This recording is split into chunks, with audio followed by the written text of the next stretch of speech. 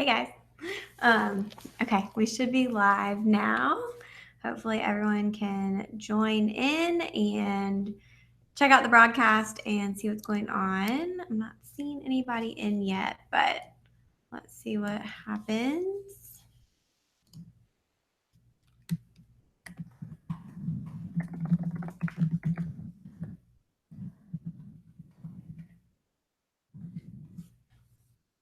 Okay, people are joining now. All right, I want to make sure everybody can see it.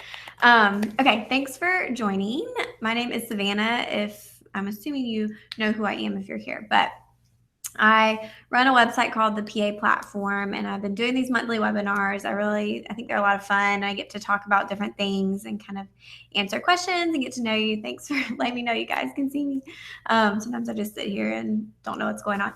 But tonight we're going to be talking about PA school, and I'm going to share with you guys what my experience in PA school was like and kind of give you an idea of what you can expect when you get to that point. It's also really important that you know about PA school before you get there, and even for the interview process. Schools want to know that you understand what you're getting yourself into and that you know what's expected of you and that you're really ready to take that on. So we're going to talk about that. I have a presentation I'll go through. It has a lot of pictures from when I was in PA school, and then I definitely want to answer any of your questions. So use the chat box even throughout the presentation. Go ahead and put your questions in there, and then afterwards we'll go back through and I'll answer any further questions you guys have or about anything that I didn't cover. Just a little disclaimer, I've only ever been to one PA school, so that's all I can speak on. I know PA schools do things a little bit differently, but for the most part, the experience is going to be very similar. So let's get started if you guys are ready, and I'm excited to kind of reminisce with you. It was fun thinking back through, and then also kind of hard to remember everything. But let me get the presentation going, and then we'll get started.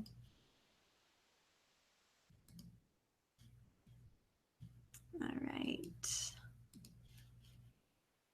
Play this. Okay.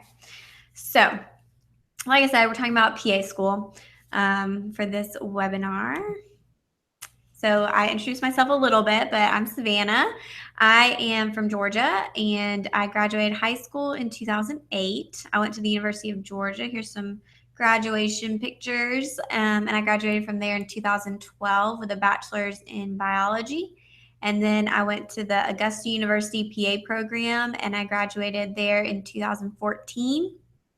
And I've been working in dermatology for the past 3 years since I graduated. So I'm not going to talk too much about the application process for PA school because I've done that in the past, and I can definitely share that link if that's something you're interested in. We're going to talk from the point of getting accepted. So you get the call, the letter, something that says you're accepted, and then you just kind of not sure what to do next. You've done all this work. You've gone through the application process.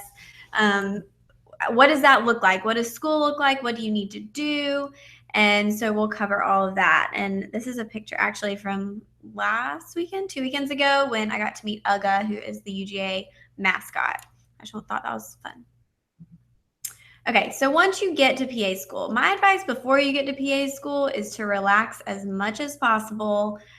Enjoy that time with your friends and family, because once you start, it is intense and you won't have much free time.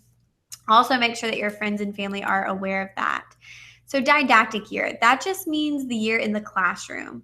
So in PA school, typically it's kind of split in half, and the very first half is your didactic portion, and the second half is your clinical portion where you're on rotations. My didactic year was 4 semesters or 27 months. We went straight through. We got little breaks at Christmas and spring break and a little bit in between semesters, but for the most part, we went straight through. And you really did have to hit the ground running. So we started with anatomy, and I'll go through the courses that we had in my program in a couple slides, but started with anatomy, which was it was pretty difficult, and it was a lot right at the beginning.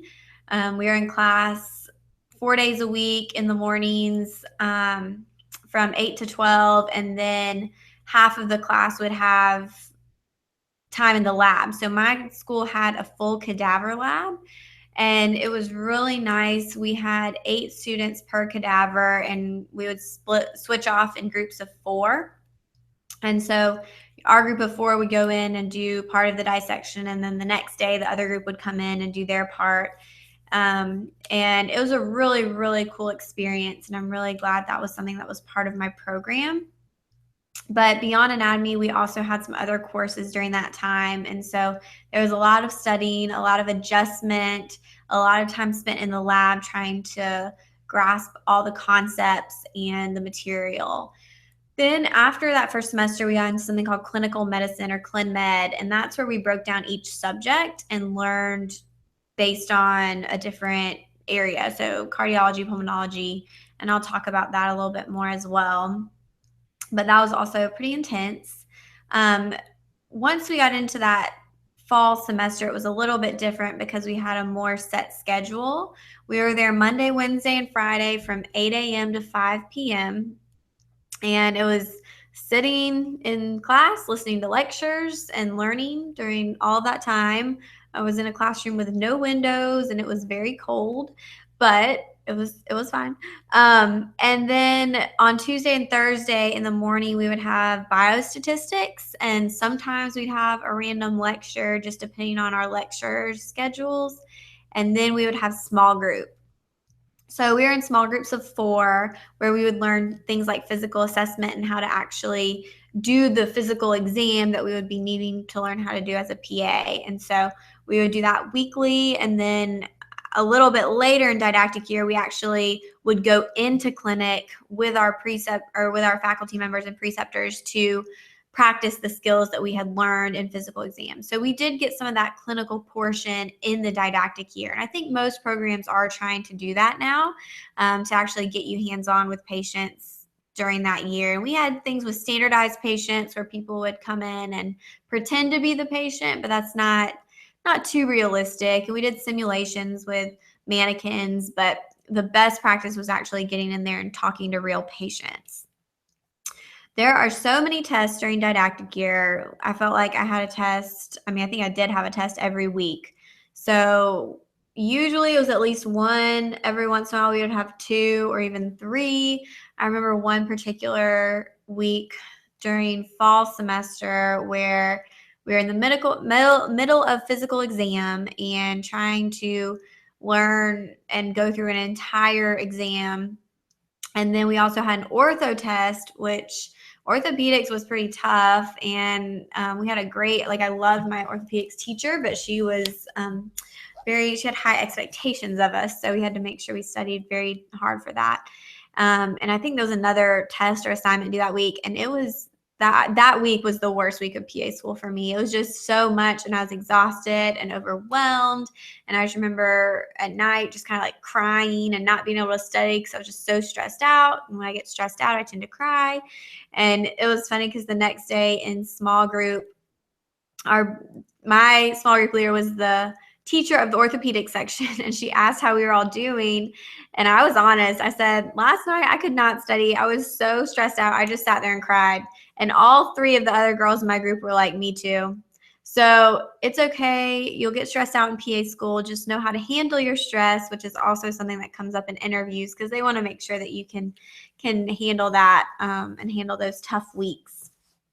We had a dress code in my program. It is not obvious in this picture, but we did have to wear business casual attire. The program has since kind of changed, and now they do scrubs, and they all wear matching scrubs, and I think it looks really nice. I was there a couple of weeks ago to do a lecture, but we did have to dress up every day.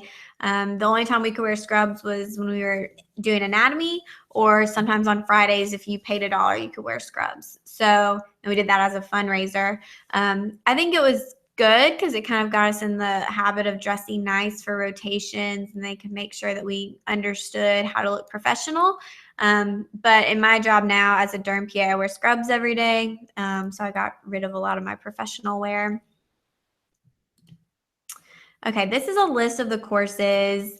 And it looks like a lot. And when you look at actually the hours, it does seem like a lot. So the first semester, we did all of these classes here throughout the whole semester. So it was just a summer, so it was quick. It was only 2 months. We did anatomy, physiology, an introduction to pharmacology, genetics, and then medical terminology, which med terms is required for most PA programs, and it was required for mine. The first week of school, we actually took a test, and if you passed, you could take the grade that you got on the exam as your grade. So if you got an A or a B, you could take that as your grade. But if you didn't pass, you had to actually take the course. The second semester is when we got into that Clin Med, and this is all of the classes we had. So these were broken down into different amounts of time, the minimum being 2 weeks. So dermatology, it's not a big part of boards. It's only 5%. And so that course was only 2 weeks, whereas orthopedics was 4 weeks and infectious disease was 4 weeks. Ophthalmology was only 2 weeks because it's not a huge portion. So it just kind of depends on how much emphasis is on that subject on the boards. That translates to how long you're in the course for. So during that time, they have lectures come in. That we have pharmacology, and they try to make it so that you're learning about the medications that are relevant to whatever section you're learning about. So it's kind of systems based. And we also had biostatistics during that first or that second semester. Third semester got pretty tough. This is where we had a lot of the more difficult classes like cardiology, pulmonology, hemonc, which is short for hematology and oncology. And these were just more, I would say, more intensive sections. And so a lot of studying went into that. By this semester, I feel like I had figured out studying a lot better, and I had some good techniques. The first couple semesters, I was a little too intense. I wouldn't really do anything extracurricular. I wouldn't go out to eat. I wouldn't hang out with my friends or anything like that. So by this semester, I felt like I had a good handle on it. And actually, when I loosened up and didn't go crazy with my studying, I actually started doing better. So I learned a lot. We also had surgery during the semester, which was one of my favorite courses, partly because it was my favorite teacher, but we got to practice suturing and learn about how to scrub into an OR and get some experience there. So the fourth semester, that was our last summer semester before going into clinical. So it was another kind of quick semester of just a couple months. And we did psych, pediatrics, OBGYN, endocrinology, which I actually really enjoyed, emergency medicine, and then some more physical exam and pharmacology. And this is also where we started learning about writing and evidence-based medicine. So my school had a master's requirement, because it is a master's program, that you had to write an evidence-based paper and or review article and try to get it published. So during this part before we went off to clinicals, they kind of started to teach us that, and we went through some exercises to learn about how to research that and write it and citations and all that fun stuff. So one part of PA school is that you learn things on each other. And I don't know if this is true for every program, but I know it's true for a lot of programs. So I did not love this. I don't really like having my veins poked, but it was kind of fun and definitely a bonding experience for the classmates. But we learned venipuncture on each other, so taking blood. We learned how to do injections, intramuscular, subcutaneous, intradermal, and then we also learned how to start IVs on each other. I have some more pictures for you guys. So this is on the left, me getting an IV. I hate getting IVs. I really just don't like the way the needle feels in my arm. So I did not really enjoy that. And at one point, I actually had IVs in both arms at the same time because I had to practice on 2 people. And if you have to practice on them, they get to practice on you. So my first guy had some vagal reactions and started wanting to pass out. So I moved to somebody else. I did have to poke him a few times to get it, but it was interesting. And yeah, so we did practice on each other. And then I want to talk about some of the fun stuff we did in PA school. So we did intramurals. I'm the one on the right. I am not an athlete. I was the worst player on our entire team, but some of my friends were doing it and they convinced me to play too. So we did flag football, and I can proudly say that even though I was terrible, the PA team beat the PT team, and that was a huge accomplishment. So because they're all athletic and all that. But it was fun, and it was definitely a bonding experience, a great way to relieve stress after a long day. We just all went and could play flag football. One of our classmates was our coach, but it was really fun. Other stuff my class did, we did a lot of potlucks where we would all bring different dishes and have a big lunch together, and that was a lot of fun. Other class events, I have some pictures on the next page, but I made some of my best friends in PA school, and we had so much fun together. Here's some of my examples. So if you followed me for a while, you probably know that I love Taylor Swift. And so in the middle of class one day, we all bought tickets, last minute tickets to a Taylor Swift concert, and they just happened to be floor seats that were really awesome. And so even though we had a test the next week, and even though we were stressed out, we just needed to do something fun. So we did. Around Halloween in October, we all carved pumpkins, as you can see on the bottom. And then we all dressed up for Halloween. So I was Mr. Potato Head there, if you can see that. My friend had a costume I got to borrow. But it's fun to kind of loosen up in PA school and do things with your classmates and just have fun while you're there, because it can be stressful and you don't want to get too caught up in that. So yeah, kind of one big happy family. My class had 44 students, and you think of being a PA as being a team-based profession, and even PA school is very, very team-based. It's really important that you get along with your classmates and that you participate in the class. So you come in with these skills. PA school requires you to have some type of experience, and you want to share that with your classmates. So when we were learning that venipuncture and IVs, the EMTs in my class were really the ones who were teaching us and helping us the most, because they were pros. They'd been doing it for so long. So it was really nice to have that. And then one of my best friends in the program, she had been a dermatology MA. So during the derm section, she would kind of help me to understand the medications and learn about them, because she'd actually seen things and been involved in this area that I had no experience in. So we would go to class. We sat in the same seats. This is actually, I put that you can celebrate and grieve with each other. So this is when I got married. They had me a little shower. They bought a present, and we had a cake. We always, any excuse for cake. And I can tell that this was a test day because I'm looking rough. So on test days, I would get there super early in the morning. I would get there around 5:30 and study until 8. I'm a morning person. So I would go in really early and study until the test and just look over things last minute, and then take the test and then go home and go to sleep. So I cannot stay up all night. I cannot pull all-nighters at all, but I can wake up early. But during class, we did have some people who lost family members or had family members pass away, and we would get flowers for them and support them through that. So it was nice to have that support system kind of built in during PA school. One cool thing that my program did is we actually had a clinic that we ran, and it's called the Christchurch Health Clinic. It's still going on today, and it was in downtown, and it was in an underserved community. We would go there monthly. Basically, you kind of signed up for a shift.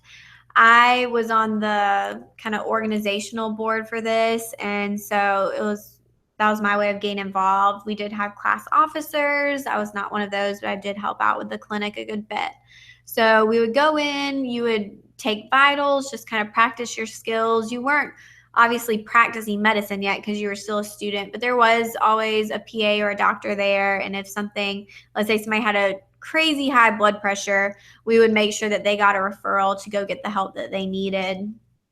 that we weren't able to provide at that time. But it was nice to kind of get out in the community and get involved and learn about the needs where we were. We also did a 5K fundraiser as a class, so that was fun. We organized that and got people to sign up and had prizes, and it was a big event. So that was just something unique that my program did.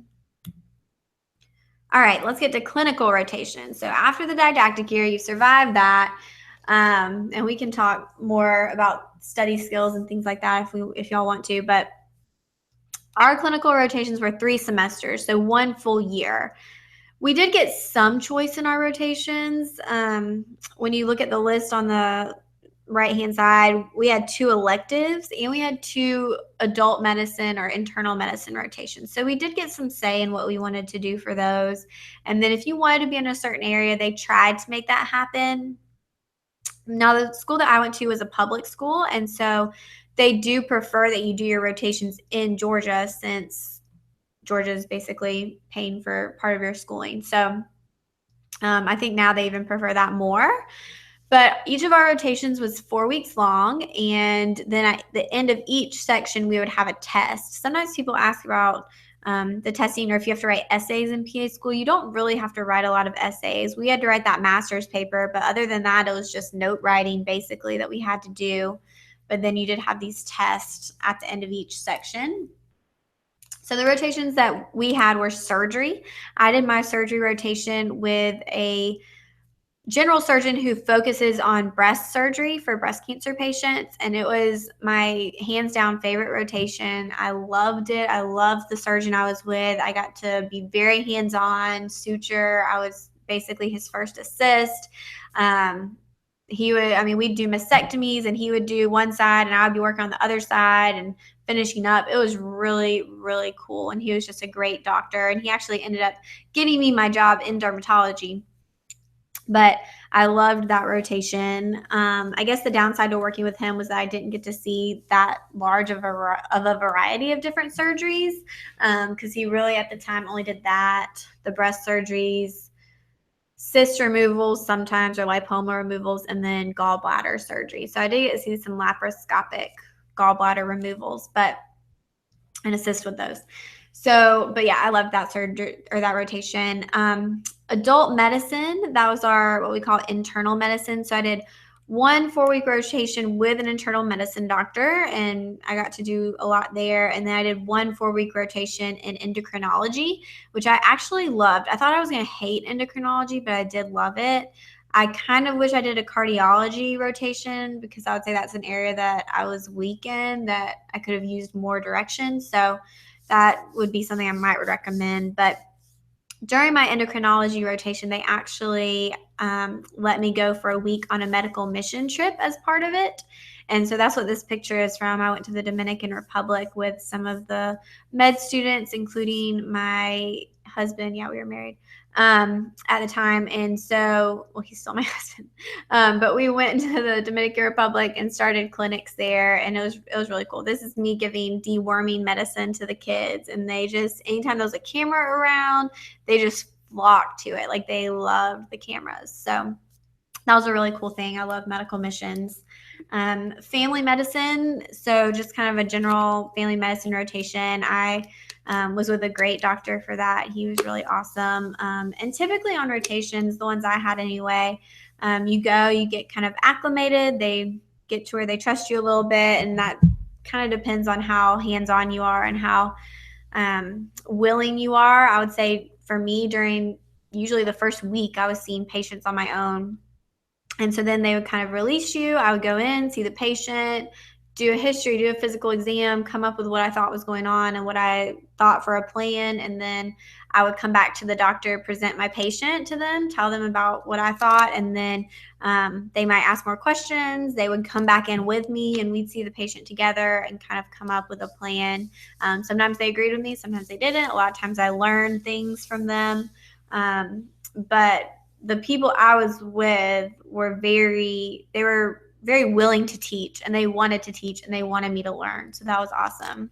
Emergency medicine was the same way. I was in a smaller ER, but they I was technically with one doctor, but all of the providers there, the PAs, the other doctors, they would all come and get me. I was the only student there, so they would all come and get me if something cool came in.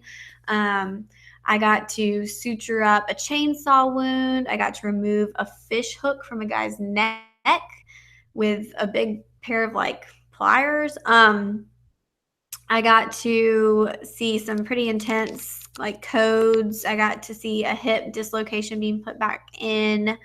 I got to help put a dislocated shoulder back in. They asked me to, a kid came in with a broken arm. They asked me to set it and I almost passed out. Broken bones are not my thing, hence why I did not do an ortho rotation, but I loved my emergency medicine rotation. I learned so much on that rotation. So that was one of my favorites.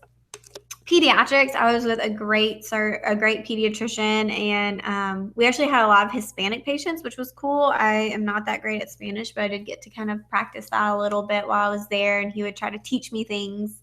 But I enjoyed pediatrics a lot. My psych rotation, I actually did not enjoy. This was my least favorite rotation, and I think when it comes to rotations, your opinion of something can depend very much on your experience there. So I was on an inpatient ward for 4 weeks, and inpatient wards can be very sad and intense, and there's some very sick patients in there who just have a lot going on. So this was a difficult rotation for me. I did not really like it. I was ready to be done, and this was actually my first rotation. Women's health, OBGYN. I was with a great surgeon for that too. I went in thinking I wouldn't really like OBGYN, but actually really liked it. And we had a record, I think 14 births that I got to be a part of during that month. And some of those were C-sections, some of them were vaginal births, but I got to see a lot and help out, and that was really cool. Electives. So electives, we were pretty open. You could choose whatever you wanted. So mine, I chose dermatology because I'd already gotten a job. So I actually did my electives at the place I was going to be working, and that worked out really well for them because they got free training from me. So I actually kind of planned that when I picked my schedule. I tried to make it so the electives were at the end just in case I did have that job. So that worked out. And then we did have a teaching elective, which I think is really unique. One of our 4-week blocks was actually at the school where we helped out as teaching assistants, and we were with a couple sections, a couple teachers, and just kind of helping them work on test questions and do lectures. And at the same time, we were writing our paper for our master's project and working on getting that submitted to a journal. So I really enjoyed that rotation. I think it helped me to understand the administrative side of things. Oh, this is a fun picture from my mission trip to the Dominican Republic where our bus got stuck in a ditch, and we were there, I don't even know, at least an hour, maybe 2. But yeah, I think they eventually like pushed it out or somebody came to help us, but yeah, it just got stuck. Whoops. All right, let's talk a little bit about finances in PA school. Most people are going to take out loans unless you have like a college savings account, or you've been working and saving a ton, or you have a spouse working who can help support you. You're probably going to have to take out some loans. You do want to try to be as frugal as possible and try to save money so that you will have less loans if possible. And look at the program costs. So my program was a public program, so it costs less, whereas another program I was looking at with the cost of the program and living expenses would have been 4 times as much. That's crazy. So overall, the amount of loans I took out was around $45,000 for tuition and fees, and my parents did help me out a little bit with fees. My living costs were low because I was living at home for part of it. But then I ended up having to pay back with interest about $75,000. So this diploma I'm holding, that's a $75,000 piece of paper. But it's significantly less than what a lot of other people have to pay. So let's talk a little bit about relationships in PA school. And I don't know if my husband's still watching this, but there he is. So they can be hard. And I went into PA school with a fiance. We were planning on getting married in between the first and second year of PA school, and we did.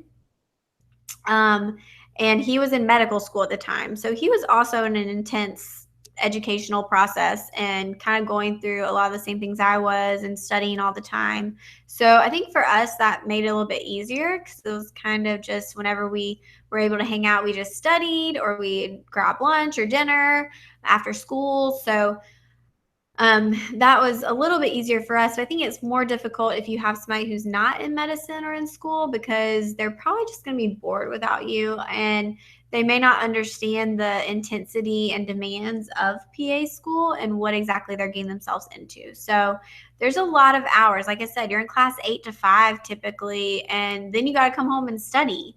So you may struggle there. And I think that's going into PA school with just a good expectation of the time that you'll have available and just making that very clear. But relationships will happen. Some of my friends met their husbands in PA school, and then breakups will happen too. Some of my classmates broke up with their boyfriend or girlfriend. So it can definitely be tough, but just know that it's possible. You can make it. This on the right is actually a picture of us at PA prom, which was fun. That's something our program did each year after the summer semester to kind of help wind down and give everybody a fun night. All right, that's the end of my presentation. So I'll go to y'all's questions, but here's my email address. And then if you don't already follow along on Instagram, make sure you follow along at the PA platform so that you won't miss out on future webinars. And you can always ask me questions there as well.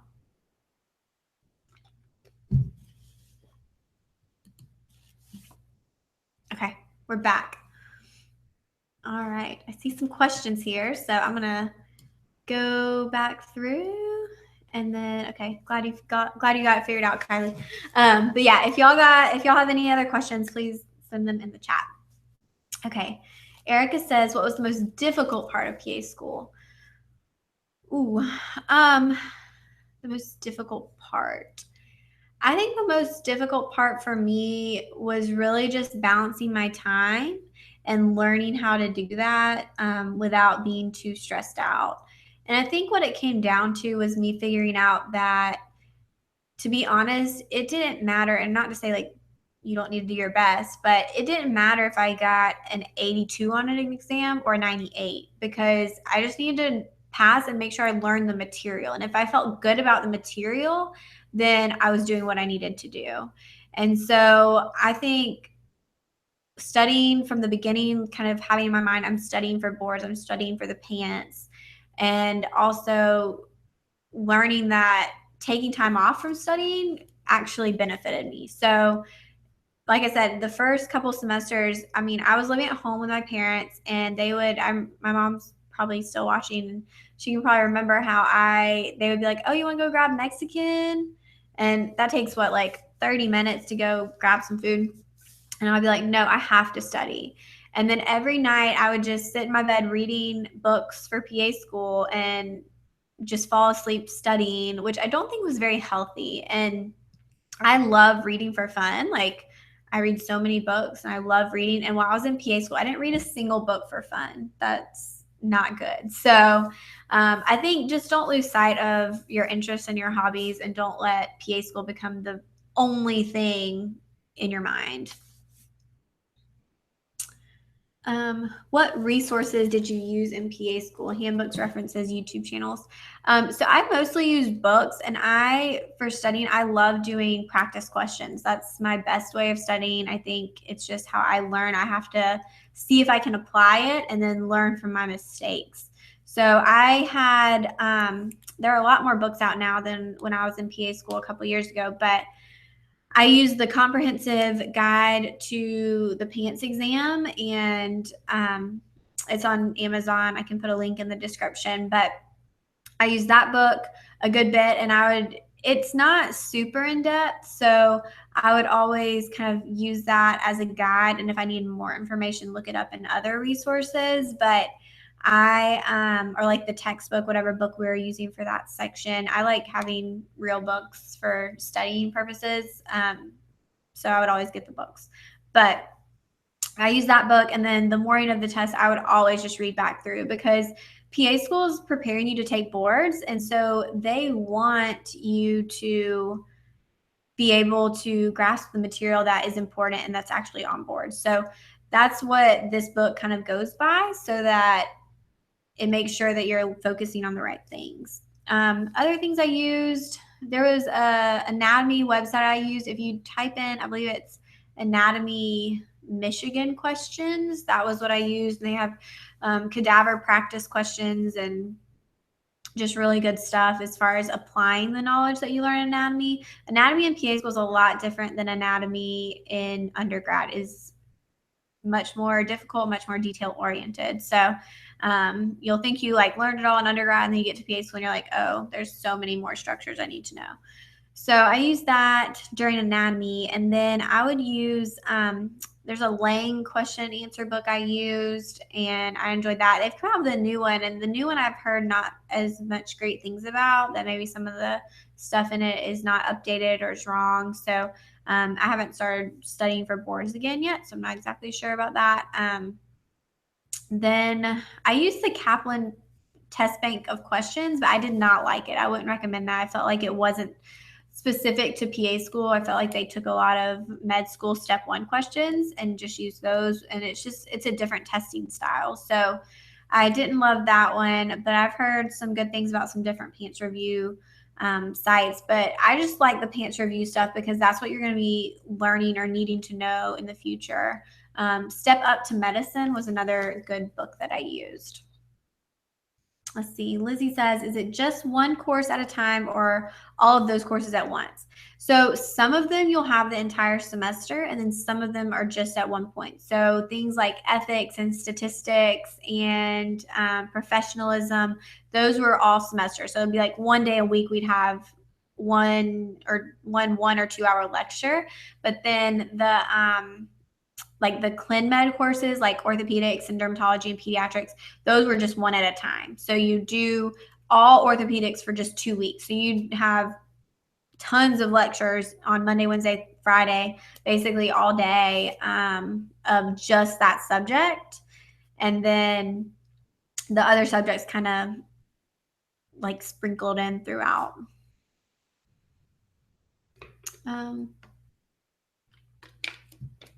Did you and your classmates have time to work out and stay active other than intramurals? Fun question. So I had 3 really good friends in PA school, and one of them, okay, well, 2 of them, but really one of them had been an athlete in high school or college. And so she and then the other one would make me go to the gym. Like they would be going to the gym. And so they would say, Selena, we're going to the gym. You have to come. And I never wanted to. And so we'd go and they'd run, and I would like refuse to run and only walk. I don't love working out, obviously, but I was really glad that they actually made me do that. So yes, we did have time. We had to make time. If they hadn't made me, I probably would have just studied forever. But I was glad that they made me do that, and it was good stress relief. But yeah, a lot of people worked out. They would go in the mornings. Our school had a gym, so if that's something that's important to you, you may want to see if that's something they have. Because they would go in the morning. Sometimes we'd go at lunch, or if class got out early, or just after class too. Oh, Brianna, I'm glad Augusta's on your list. Yeah, the clinic was a lot of fun. It was a really cool experience, and just kind of getting to see a different part of the city. I mean, I had never really been there or learned about that, so it was really cool. Let's see. I have an interview coming up. Any good advice you can give me? I've been waitlisted 2 times. So I would go back and watch the interview preparation webinar from last month, I think. No, 2 months ago. Last month was during PA. So go back, watch that, and then check out my website. There's lots of questions on there and all kinds of interview help. Aaron says, did anyone in your class not make it all the way through? So yes, it is not uncommon for people to drop out of PA school. We actually, So we had one person in our class who was from the class before ours that he had actually gotten kind of sick in the first couple months of class and had to defer to the next year. So he joined our class, and then unfortunately he didn't make it through that time either.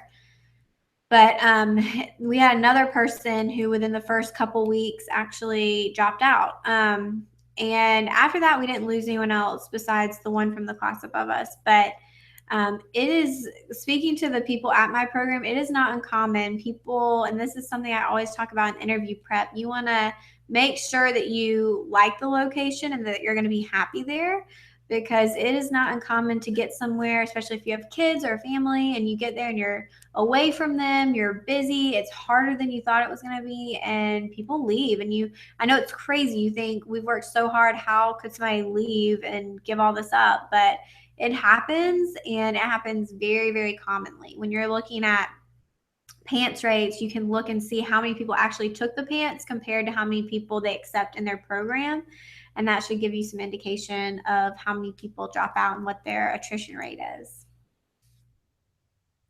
And then we did have, out of 44 of us who took the PANCE, we had 3 who did not pass the first time. And then 2 of those retook it and passed, and one of them, to my knowledge, has not passed and is not working as a PA. Talk about my professionalism class. So my professionalism class, it was a very short class. I think it was like 1 hour or 2 hours, but basically we just would talk about, and it was kind of with ethics, but we would talk about different scenarios and how to present yourself, and how to deal with patients in a professional manner, how to deal with like preceptors and just kind of different scenarios. I think we had a book we had to read for part of that class, and then they would bring in some different people from the university to teach us about different subjects and relating to patients in different ways. So it was a good class. I mean, to me, I feel like most of it is common sense, and so I didn't feel like it was very difficult, but we would do scenarios and kind of practice things, and that was fun.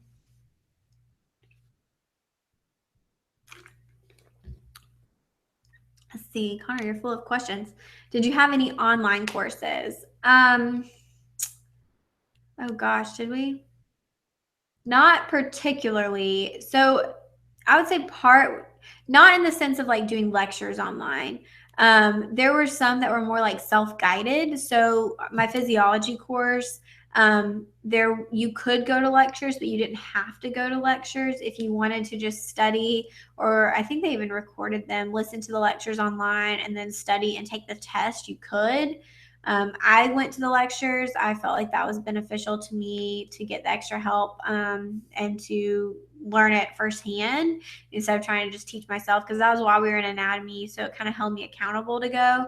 But that one was more on your own. And then I'm trying to think, med terms was on your own, basically. I think that one was an online one. Again, I didn't have to take that one because I had passed the test. And then throughout the rest of it, I don't think we had anything else that I would call online or even self-guided. How many schools did you apply to? So I applied to 4 schools. I was really only qualified for 2 of them. And the 2 that I was qualified for, I did interview and get in. The other 2, I didn't have enough hours, but I was kind of planning for the next year in case I needed to reapply. I wanted to be able to show them that I had improved and what I had done better. So the other program that I was going to go to, it was more expensive. They didn't have a cadaver lab, which to me, I kind of wanted that experience. It was a bigger class size too, which I don't think that really mattered to me. I mean, I would have been fine. I think you kind of find your little group of people, and you know everybody, but you kind of stick with that group, and that's your study group and all that.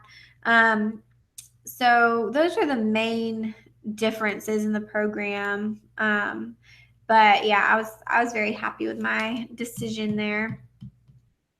Let's see, did I miss any? All right. Any other last minute questions? Let's see. Next month's webinar is going to be about different types of interviews. So a couple months ago, I did the how to prepare for interviews webinar. And so In the next one, I just kind of want to break down all the different interview types and talk about those a little bit more in depth, so that I can kind of clarify some things and help you know how to prepare for different types of interviews. I don't have a date yet. I'll post that on the website this week. So be on the lookout for that for sure. All right, got some more questions rolling in. Were you stressed planning a wedding and going to school? I actually have a video about that. If you haven't seen it, I think it's called How I Got Married in PA School. But gosh. So I actually did not put a lot of effort into planning at the beginning during those first couple of semesters. I was living at home, and I remember my mom, who's may or may not be watching still, but she would come in and she would say, Savannah, like, what do you want to do for this part of the wedding? And I would say, I cannot talk about that right now. I'm studying. I just can't even focus on that, which was a little bit bratty. But without her, I think my wedding would have been not as great. So I didn't really focus on it during those next couple semesters. As it was approaching, I did focus on it a good bit more. So it was a little bit stressful. I think the biggest stressful thing, and I talked about in the other video, is that they changed our schedule, and then it made it so it kind of, they wanted us to start back during when I'd already scheduled our honeymoon and booked flights and all that stuff. But I'd gotten clearance on the dates like before I even started school and talked to them. And so they were very nice about it and able to kind of adjust for me. But yeah, that part was definitely stressful. Ugh. Okay, did a lot of your classmates have families or pets? Yeah, a lot of them did. I mean, a lot of pets, and then a lot of, let's see, we didn't really have anybody with little kids. Maybe some in like elementary school, no really babies. But yeah, it's not uncommon for people to have families, and you just have to make sure they understand that you're going to be working a lot and that you may not be super available at all times, and how important that you're studying is during that time.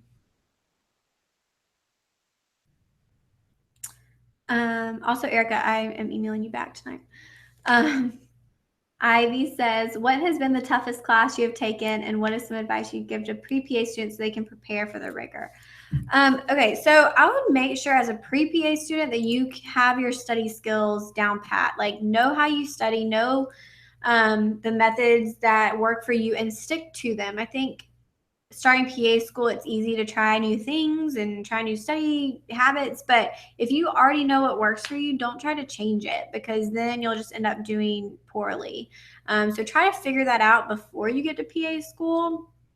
And just know going in that it's going to be tough. Like, even as tough as you think it's going to be, it probably will be harder at times. So just kind of be aware of that. The toughest class for me was absolutely pharmacology. If you can take a pharm class before PA school, I'd recommend it. I don't really know how much it will help you, but it can't hurt. In pharmacology, it's very hard to learn about drugs and medicines when you're not actually practicing and using them and seeing them in action. And so it's more just memorization, and that's basically all you can do with it. And so that class was very hard. I failed the first exam barely. I got like a 72.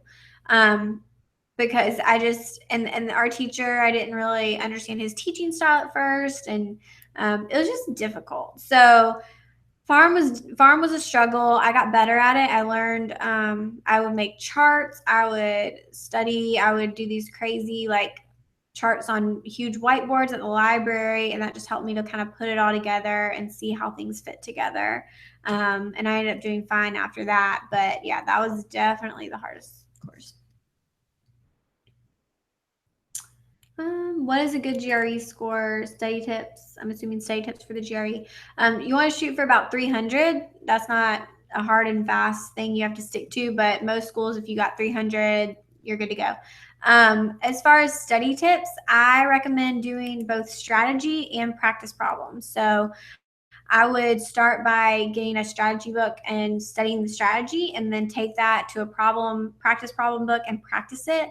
And I do recommend doing like a pre-test, like a, what's the word? Practice test ahead of time to see where your deficiencies may be, and then do another one after you've been studying to see where you still need to focus.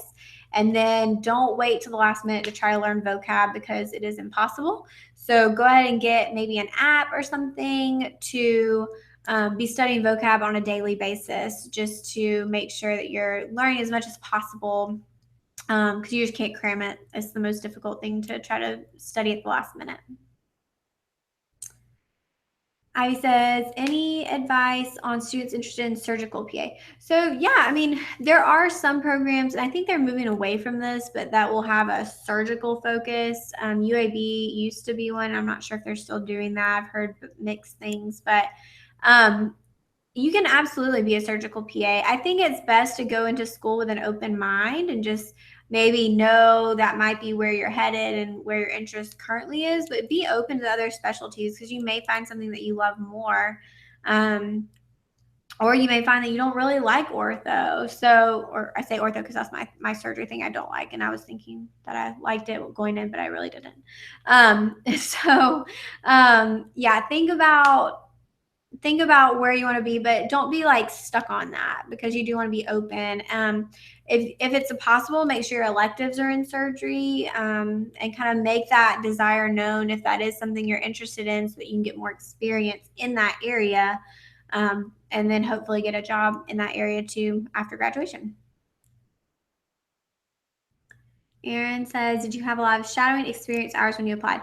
So I had about 200 shadowing hours and only about 250 hours of experience, because I had worked as a CNA full-time really just for a summer, so for a couple months. And so the schools I applied to, one of them, or the schools I got into, one of them did not have a specific healthcare experience requirement, and the other one had a 100-hour healthcare experience preference or requirement. So that was I didn't have a ton of hours. I really didn't. And my plan, I had my CNA license. If I didn't get accepted to PA school, I was going to work and get those hours the next year, if I needed to. Does medical research count for hours or anything for applications? So it depends, and it depends on the program, and it depends on what you're doing. So if it's clinical research where you're working hands-on with patients, taking vitals, taking blood, getting histories, really working with that patient, then yes, that will probably count. You'll still have to check with the programs and make sure you describe it very, very well in your application. If it's more like a lab type thing and you're not really interacting with patients, you can include it on your application under research, but it's not going to count for patient experience in any way. What did you not like about ortho? Oh gosh. I learned that I cannot handle broken bones. Maybe if I was around them enough, I could, but bones and joints, they just freak me out, if I'm being honest. When they asked me to set that broken arm in the ER, I mean, just hearing it and feeling it, it just made me like, oh my gosh. I almost instantly blacked out. So it was bad. And I even shadowed an ortho PA, and it was kind of the same experience. Like, he was doing joint injections, and I had to excuse myself, step out, and go lay on the bathroom floor so I wouldn't pass out. The same thing happened to me the first time I saw a biopsy, a skin biopsy. I actually got kind of lightheaded, but I recovered from that, and now I do them all day long, and it's not a big deal. So I did get used to that, but something about broken bones and joints just, I don't like it. What did I mean when I said that PA schools are moving away from surgery? So you're not moving away from surgery. You will always have, most always have a surgical rotation, because a lot of times it's required. But the ones that have in the past said like specifically that they are a surgery-based program, I feel like now the focus is more on being like serving the underserved and being a program that reaches out to rural areas more so than being more like we're a surgical program. And so that's where, like, UAB used to say that they were a surgical PA program, but I think, and all that meant was that they had a little bit more focus or a little bit more lectures on surgery, because they still, the governing board of PA programs has all these requirements that PA programs have to meet, and they're typically the same. So no matter where you go, you're getting the same content, the same subjects, even if it's a program that claims to be a surgery-based program. But one of the requirements is a surgical rotation, typically, unless they have something worked out where they have you in like super rural areas. But yeah, you'll definitely get exposure to surgery no matter what PA program you go to, and I don't think that'll change.